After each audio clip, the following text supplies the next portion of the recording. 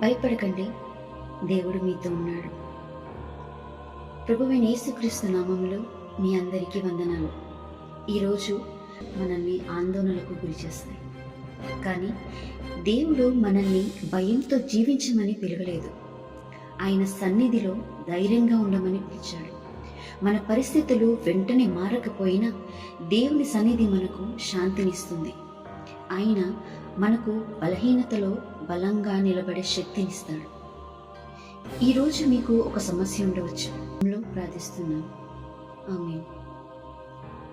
ఈ సందేశం మీకు ఆశీర్వాదంగా ఉంటే వీడియోని లైక్ చేయండి, షేర్ చేయండి. ఇంకా ఇలాంటి దేవుని వాక్యాల కోసం మా ఛానల్ని సబ్స్క్రైబ్ చేయండి. దేవుని మిమ్మల్ని దీవించును గాక. ఆమేన్.